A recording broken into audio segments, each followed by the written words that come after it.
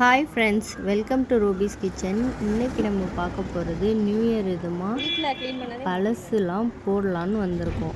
பார்த்திங்கன்னா வண்டியில் கூட வச்சு எடுத்துகிட்டு வர முடியல, காரில் தான் எடுத்துகிட்டு வர முடிஞ்சிச்சு. அவ்வளோ வேஸ்ட்டு ஜாமான்.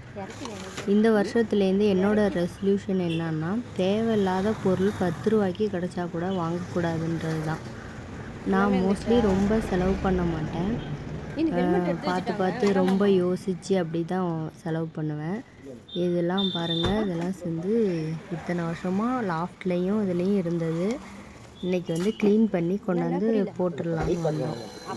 இப்போ பார்த்திங்கன்னா நான் 2-3 கடை கம்பேர் பண்ணதில் இங்கேருந்து தூக்கிட்டு போய் கொடுத்து 2 ரூபா கூட கிடைக்கிறதுக்கு எங்கள் வீட்டுக்கிட்டே நியர்பை இந்த அண்ணனோட கடை இருக்குது.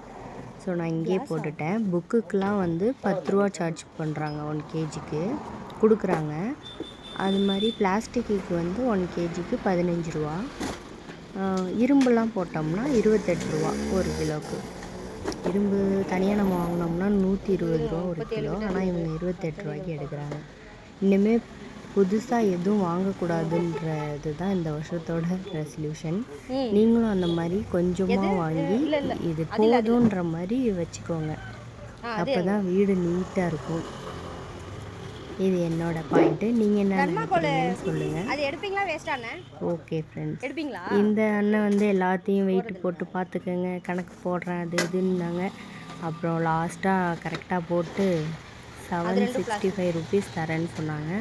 நான் என்ன சொன்னேன், இது வந்து ரொம்ப காலையிலேருந்து வேலை பார்த்து எடுத்துருக்கோம், அதை கொஞ்சம் ரவுண்ட் பண்ணி ஒரு 800 கொடுத்துருங்கன்னு கேட்டேன்.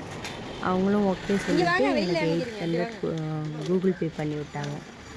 800 ரூபாய்க்கு உள்ள பொருள் வீட்டில் இருக்குன்னா 1 கேஜி 10 ரூபான்னு வச்சுக்கிட்டா கூட அப்போ எவ்வளோ இது வேஸ்ட்டு பொருள் நம்ம வீட்டில் வச்சுருக்கோம் அப்படிங்கிற மாதிரி பார்த்தா மலைப்பாக தான் இருந்துச்சு.